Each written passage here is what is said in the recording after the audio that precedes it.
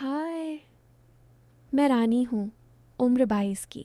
राजस्थान के एक छोटे से गांव से हूँ, जहाँ रेत की ठंडी हवा शाम को चेहरे पर लगती है और सूरज ढलते ही सब कुछ सुनहरा हो जाता है। मेरा रंग गेहुआ है, आंखें काली काली और शरीर, अरे क्या बताऊँ, थोड़ा ऊंचा सा, कमर सीधी और जो कूल्हे हैं वो थोड़े चौड़े, जैसे गांव की कच्ची सड़क पर चलते हुए लहरें उठाती हुई। लोग कहते हैं कि मेरी मुस्कान में कुछ जादू है। जब हंसती हूँ तो दांत चमकते हैं और गाल लाल हो जाते हैं। मैं ज़्यादा सजती संवरती नहीं, बस लहंगा पहन लेती हूँ, पर वो भी ऐसे कि नज़रें हट ही नहीं पाती। खैर, ये सब तो बस शुरुआत है। अब सुनो मेरी एक और पुरानी बात, जो आज तक दिल में दबी हुई है। ये कहानी है विक्रम की। विक्रम गांव का ही लड़का था, पर थोड़ा अलग। उसके पापा सरकारी स्कूल में मास्टर थे, तो वो किताबी कीड़ा था। हम बचपन से जानते थे एक दूसरे को, पर दोस्ती ऐसी नहीं कि रोज़ बातें हों। बस कभी कभी नज़रें मिलती और अब वो शर्म आ जाता। ये बात है कुछ साल पहले की, जब मैं 18 की हुई थी। गांव में मानसून का वक्त था, पर इस बार बारिश कम हो रही थी। खेत सूखे पड़े थे और सबकी चिंता बढ़ गई थी। मेरे पापा के पास एक पुराना कुआं था घर के पीछे, जो सालों से बंद पड़ा था। एक दिन पापा ने कहा, रानी, कल कुआं साफ करवाना है, मजूर बुला लूँगा। मैंने हाँ कहा। अगली सुबह से काम शुरू हो गया। मजूर आ गए, रस्सियाँ बांधकर अंदर उतरने लगे। दोपहर तक गंदगी निकल रही थी, पुरानी पत्थर, मिट्टी का ढेर। मैं घर के अंदर से ही देख रही थी। चूल्हे पर रोटियां सेंक रही थी मजूरों के लिए। तभी विक्रम आया। उसके हाथ में एक पुरानी किताब थी। बोला, अंकल जी को देखा बाहर तो सोचा मदद कर दूं। पापा ने कहा, आजा बेटा, तू पढ़ा लिखा है, शायद कोई आइडिया दे दे। वो आया, मजूरों को देखा, फिर बोला, अंकल ये रस्सी पुरानी लग रही है, कहीं टूट ना जाए। पापा ने हंस कर कहा, चिंता मत कर, मजूर अनुभवी हैं। विक्रम मेरे पास आया। मैं रोटियां बांट रही थी। उसने एक रोटी ली। बोला, रानी तू भी थक गई होगी, बैठ जा थोड़ी देर। मैंने मुस्कुराकर कहा, नहीं काम है। वो चुपचाप खाने लगा। बाहर से मजूरों की आवाज़ें आ रही थीं। अचानक एक चीख सुनाई दी। एक मजूर ऊपर चढ़ा, बोला, नीचे कुछ चमक रहा है, कोई पुराना बक्सा जैसा। सब उत्साहित हो गए। पापा बोले, निकालो, देखते हैं क्या है। विक्रम भी बाहर गया।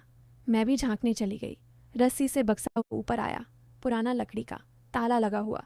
पापा ने चाबी ढूंढी, नहीं मिली तो कुल्हाड़ी से तोड़ा। अंदर सोने चांदी के सिक्के थे, गांव का पुराना खजाना, शायद किसी राजा का। सब हैरान। विक्रम बोला, अंकल ये सरकारी प्रॉपर्टी होगी, थाने में रिपोर्ट करो। पापा सहमत हुए। शाम तक थाने का अफसर आ गया। बक्सा ले गया जांच के लिए। गांव में खबर फैल गई। रात को सबके घर बातें हो रही थीं। विक्रम मेरे घर आया, बोला, रानी आज का दिन तो कमाल का था ना। मैंने हंस कर कहा, हाँ जैसे कोई फिल्म, तू तो हीरो लग रहा था अपनी किताब लेकर। वो शर्मा गया। बोला, अरे मैं तो बस मदद करने आया था। हम दोनों आंगन में बैठे। चांद निकल आया था। हवा में मिट्टी की सोंधी खुशबू थी। वो बोला, रानी तू जानती है, मैं तुझे बचपन से देखता हूँ, तेरा चेहरा हमेशा याद रहता है। मेरा दिल धड़कने लगा। मैंने कुछ नहीं कहा, बस आंखें नीची कर लीं। वो और करीब सरका। उसका हाथ मेरी गोद के पास आ गया। लगा कि अब वो छुएगा, पर तभी पापा की खांसी सुनाई दी अंदर से। वो पीछे हट गया। बोला, चल मैं जाता हूँ, कल मिलते हैं। मैं बिस्तर पर लेटी रही, सोच रही थी कि उसकी आंखों में क्या था। अगले दिन गांव में सरपंच ने मीटिंग बुलाई, खजाने की बात पर। सबको लगा कि कुछ पैसा मिलेगा। विक्रम वहाँ था। मीटिंग के बाद वो मेरे पास आया। बोला, रानी चलना, थोड़ा घुमाएं खेतों की तरफ। मैंने मम्मी से पूछा, इजाज़त मिल गई। हम चल पड़े। रास्ता कच्चा था, रेत उड़ रही थी। वो मेरे बगल बगल चल रहा था। कभी कभी उसका हाथ मेरे हाथ से छू जाता। मैं शर्मा जाती। एक जगह रुक गए जहाँ पुराना बरगद का पेड़ था। छाया में बैठे। वो बोला, रानी कल रात तेरी आंखें याद आ रही थीं, जैसे कोई कहानी कह रही हूँ। मैंने हंस कर कहा, कैसी कहानी? वो बोला, ऐसी जिसमें हम दोनों हों साथ। उसकी बात में कुछ था जो दिल को गुदगुदा गया। मैंने सिर झुका लिया। वो धीरे से मेरा हाथ पकड़ लिया। गर्म था उसका हाथ। हम चुप बैठे रहे। हवा चल रही थी, पत्तियां सरसराती हुईं। लगा कि अब वो और करीब आएगा, शायद कंधा पर हाथ रखेगा। पर तभी दूर से गायों की घंटियां बजीं। गडरिया गुजर रहा था। विक्रम हाथ छोड़ दिया। बोला, चल घर चलें। रास्ते भर हम चुप थे। घर पहुंचकर मैंने कहा, विक्रम कल फिर मिलेंगे? वो मुस्कुराया। हाँ। दिन ऐसे ही बीतने लगे। खजाने की जांच चल रही थी। अफसर आते जाते। विक्रम रोज आता, कभी किताबें लाता जो मुझे पढ़ने को देता। एक दिन वो बोला, रानी ये किताब पढ़, इसमें प्रेम की कहानियां हैं। मैंने ली, रात को पढ़ी। दिल और धड़कने लगा। अगले दिन मैंने कहा, विक्रम किताब अच्छी लगी, पर असल ज़िंदगी में ऐसा होता है क्या? वो हंसा। बोला, होता है, अगर दो लोग चाहें। हम फिर उसी बरगद के नीचे बैठे। इस बार वो करीब आया। उसकी सांस मेरी गर्दन पर लग रही थी।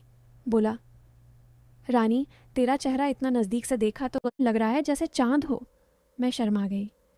मेरी साड़ी का पल्लू हवा में उड़ गया। वो पकड़ने को हाथ बढ़ाया। उसका हाथ मेरी कमर से छू गया। बिजली सी लगी। मैं पीछे हटी, पर नज़रें मिलीं।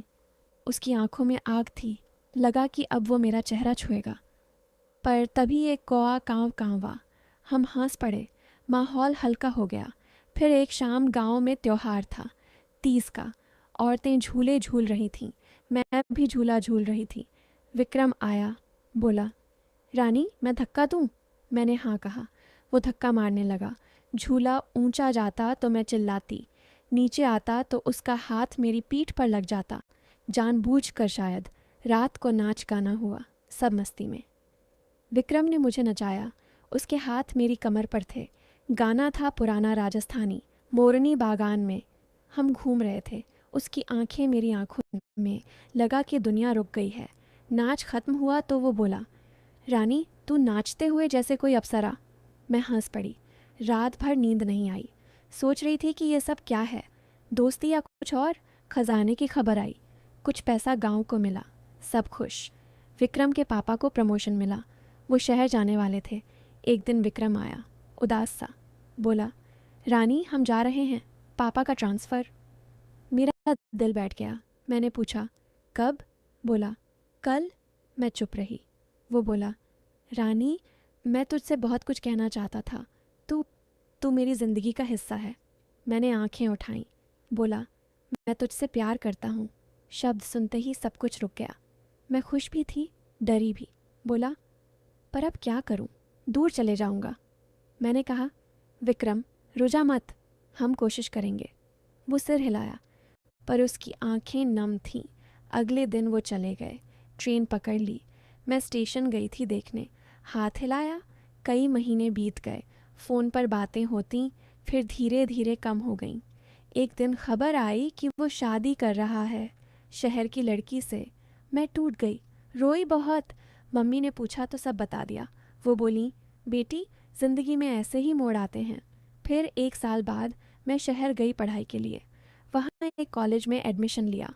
एक दिन क्लास में प्रोफेसर ने कहा, आज गेस्ट लेक्चरर आए हैं। वो विक्रम था। अब वो टीचर बन चुका था। क्लास ख़त्म होने के बाद वो मेरी तरफ आया, चौंक गया। बोला, रानी तू यहाँ? मैंने मुस्कुरा दिया। बोले, हाँ पढ़ने आई हूँ। वो बोला, मेरी शादी टूट गई। वो लड़की वो मेरे जैसी नहीं थी। मैं चुप रही। फिर वो बोला, रानी मैंने तुझे कभी बुलाया नहीं, बस डर गया था। हम बाहर निकले, कैफेटेरिया में बैठे, घंटों बातें की, पुरानी यादें, नई जिंदगी। आज हम साथ हैं, शादी हो गई। विक्रम अब गांव लौट आया। हमारा छोटा सा घर है, बच्चा भी है। वो मुझे चिढ़ाता है, रानी तू अभी भी वैसी ही लगती है जैसे बरगद के नीचे।